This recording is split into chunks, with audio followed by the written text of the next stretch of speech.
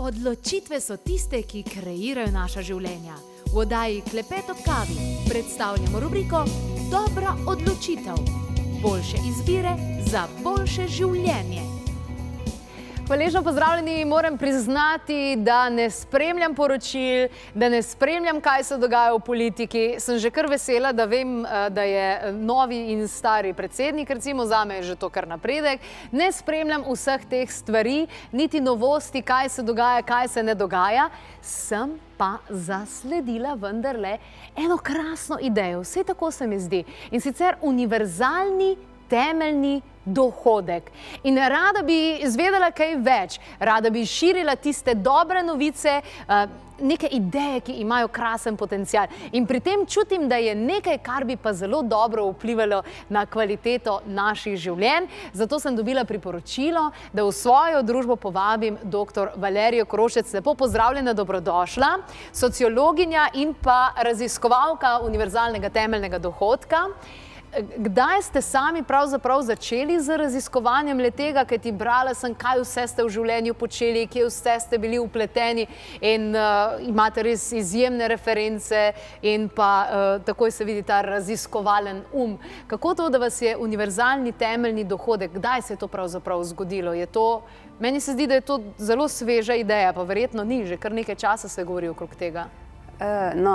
Hočem reči, da zgodovinsko gledano je izjemno stara ideja, še iz časov humanizma.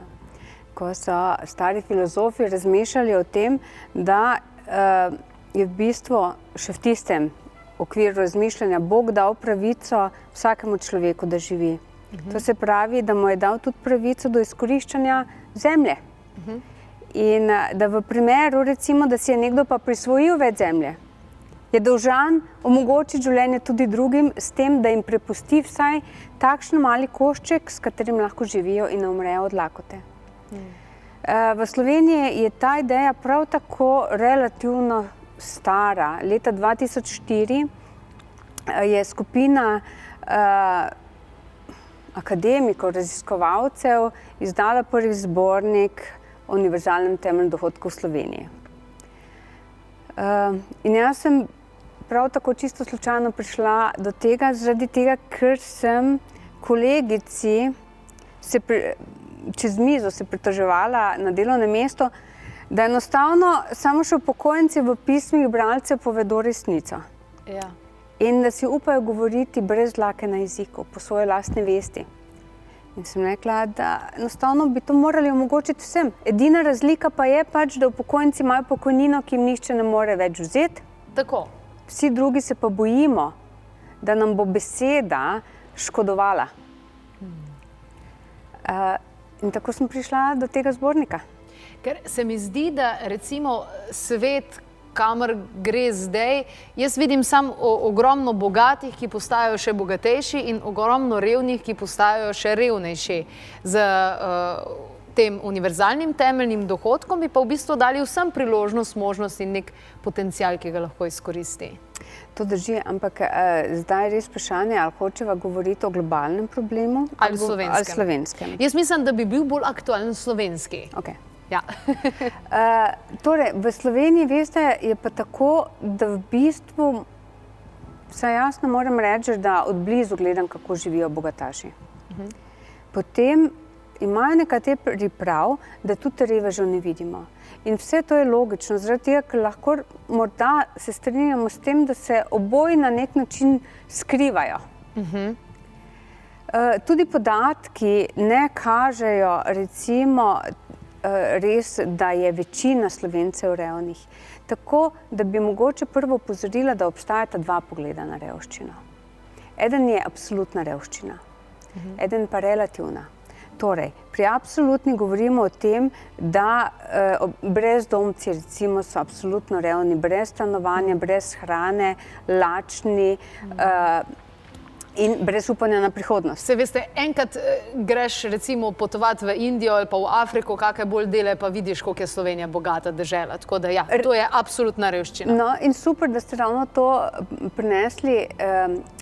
v pogovor opcijo, da moramo primerjati relativno, da vidimo, da govorimo o revščini glede na to, z katere pozicije smo in v kateri državi smo.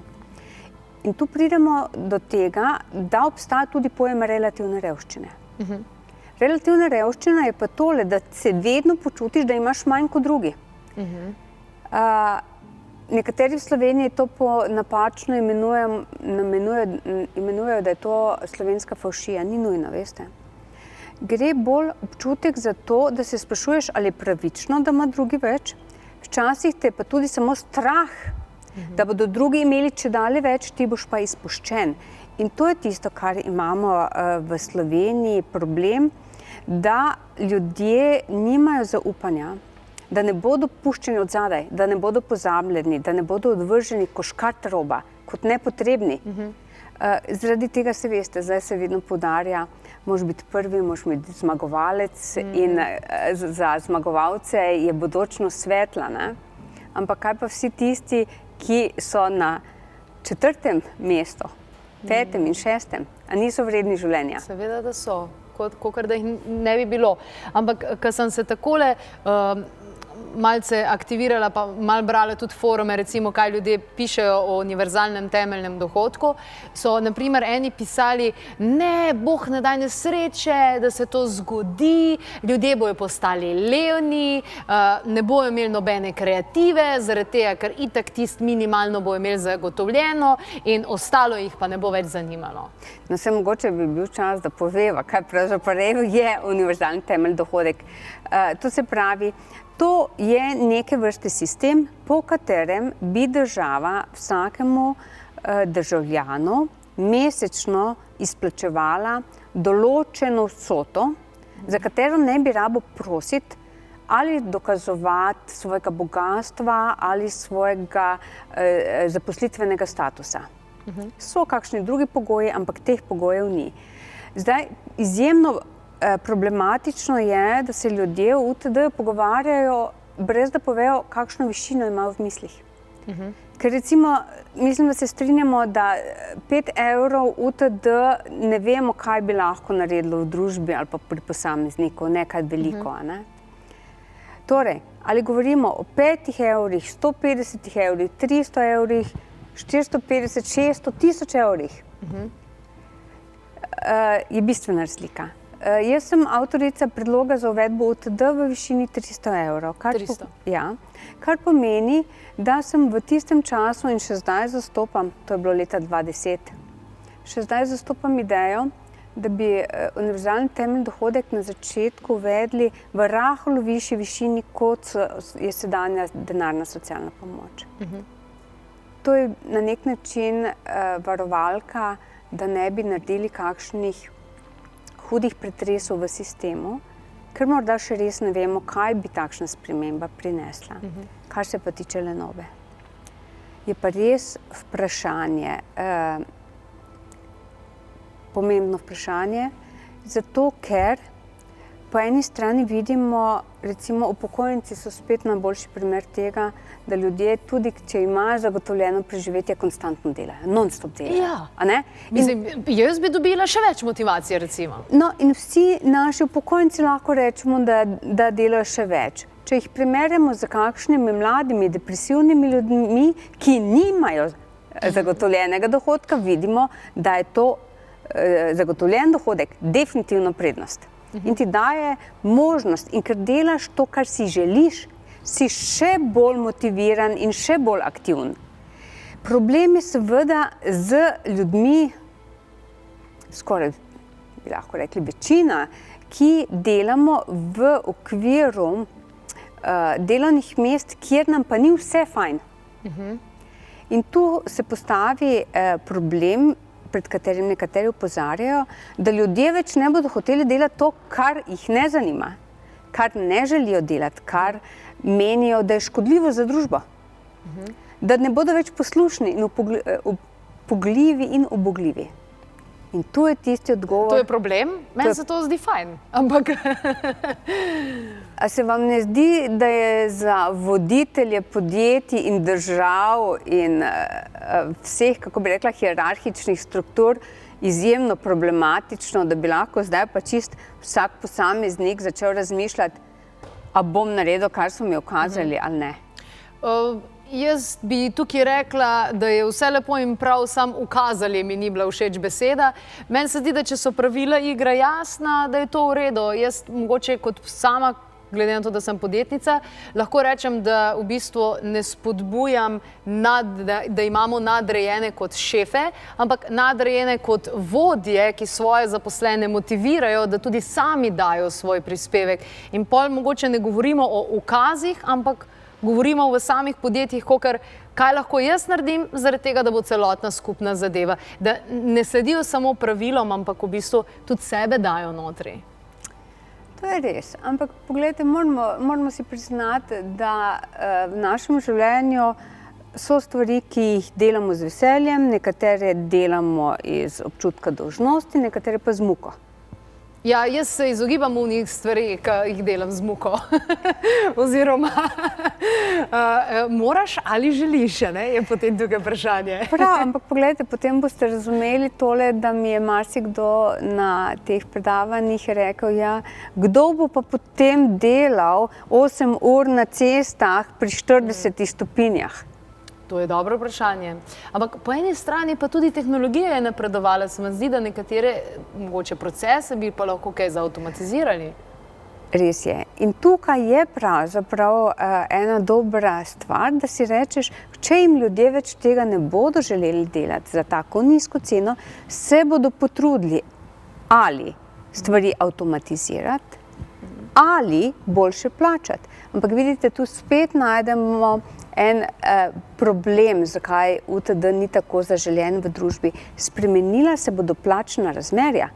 Zakaj pa ne bi recimo bil gradbeni delavec na 40 stopinj vročine zelo dobro plačan za to mučno delo v primerjavi z nekom, recimo, ker so to vprašanje ravno filozofi postavljali, z nekom, ki uživa, ko bere v klimatiziranem prostoru. Ampak jaz mislim, da je tukaj sam izvor vsega tega, naš notranji program, ki ga ima ogromno ljudi, o tem tudi pišem v svoji knjigi, da ima veliko ljudi program, se pravi, to sem opravil z muko, torej si zaslužim veliko plačilo. Zaradi tega, ker sem to počel z muko. Se pravi, če pa sem nekaj naredil, pa mi je bilo fajn, mi je bilo veselje, se počutim radostno zraven, zdaj si pa ne zaslužim plačila zaradi tega. No, zdaj ste pa opozorili še na en dodaten problem in sicer na problematiko neplačanega dela v naši družbi. In da recimo zakaj razmišljamo, da je UTD tako dober ravno za umetniške kreativne poklice, tudi izobraževalne poklice in prav tako kot plačilo za starševanje ali pa skrb za starejše. Ker pogledajte, kaj pa mislite, zakaj recimo je materinsko delo tako necenjeno? Ja. Zato, ker uživamo pri njem in si ne zaslužimo recimo, da se ga pošteno vrednoti in ceni. Absolutno. Tako da, ko imamo problematiko UTD, govorimo tudi o redefiniciji družbe dela.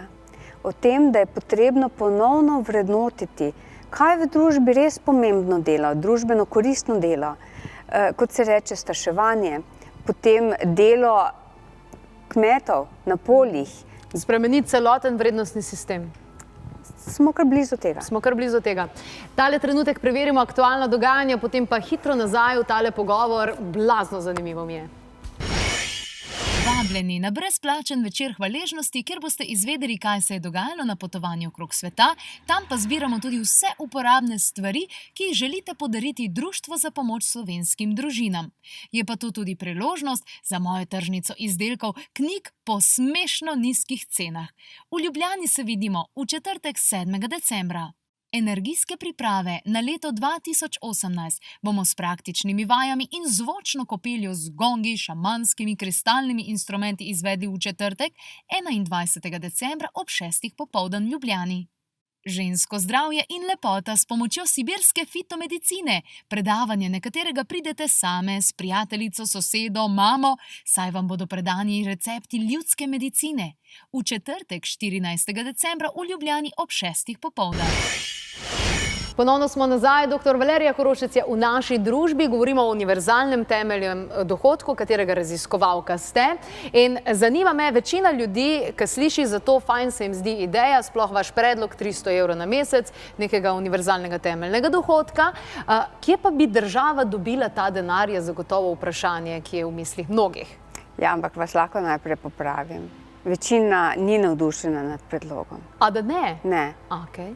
Večini se zdi, da bi bilo pa potrebno malo več kot 300 evrov za to, da bi ljudje živeli res svobodno. Pa morate vedeti, da to pomeni tudi, da bi UTD dobili otroci, to se pravi vsak član družine in gospodinjstva.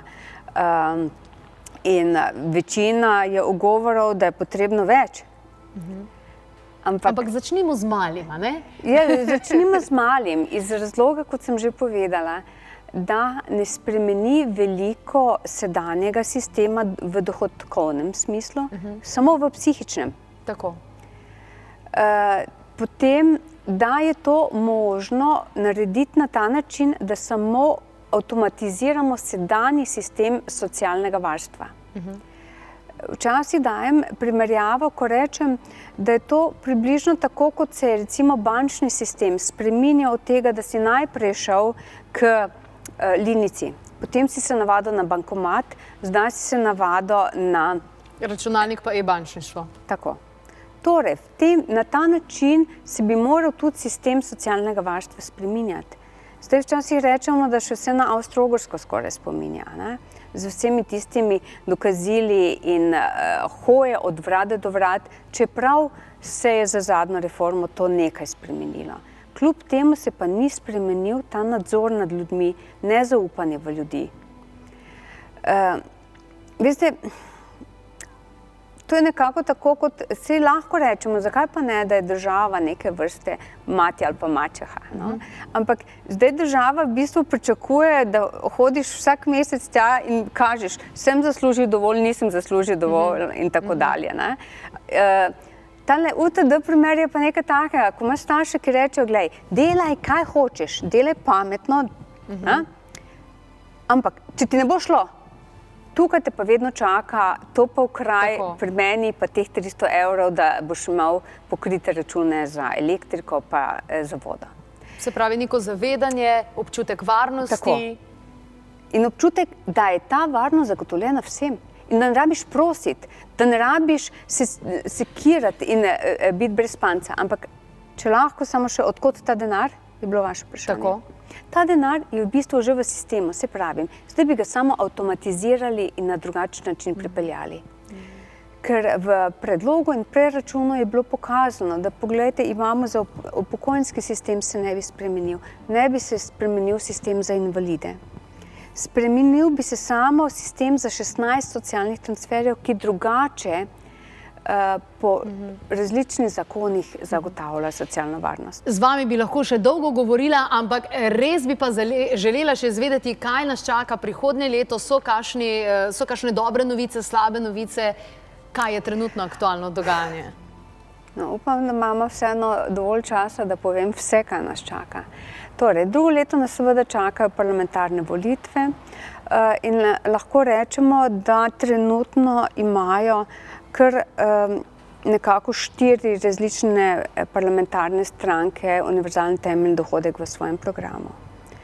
Prav tako je bila junija nujna seja odbora za socialne zadeve v parlamentu, ki je zapisala zavezo koalicije, da bo vlada pripravila nov preračun možnosti uvedbe UTD v Sloveniji do konca letošnjega leta. Potem, ravno danes sem dobila rokovnik, kjer na evropski ravni pripravljamo ponovitev evropske državljanske pobude, kjer bomo zbirali 1 milijon podpisov Evropejcev, s katerimi bomo z zbranimi podpisi šli v Evropski parlament in evropskim poslancem povedali, poglejte, Evropejci želijo, da socialna Evropa pomeni, da ima vsak Evropejec univerzalni temeljni dohodek. Tako da te podpise mislim, da bomo začeli ponovno zbirati naslednje leto. Potem so pa tukaj še ideje, ki so mogoče šele v zametku, vendar so nekako jedro našega ponovnega, kako bi rekla, zagona. In sicer razmišljanje o eksperimentu uvedbe univerzalnega temeljnega dohodka v Sloveniji. Ker veste, v svetu kar potekajo zdaj različni eksperimenti na različne načine. Najbolj znan je seveda finski.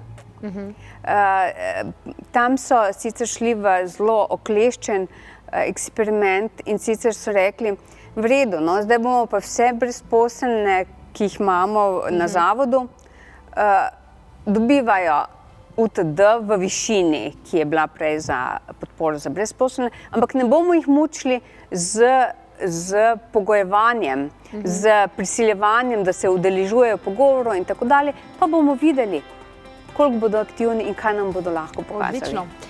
Hvala vam za vse te informacije. Prihodnje leto pa gledajte, da svoj podpis podate tudi vi, sploh če si želite bistveno prispevati k višji kvaliteti življenja, da ne samo dodajamo leta k življenju, ampak da dodajamo življenje k letom. Da zdravniki nismo tukaj zato, da bi zdravili paciente, da bi jih ozdravili, ker jih v bistvu ne moremo, ker v bistvu se pacienti konec koncev zdravijo sami.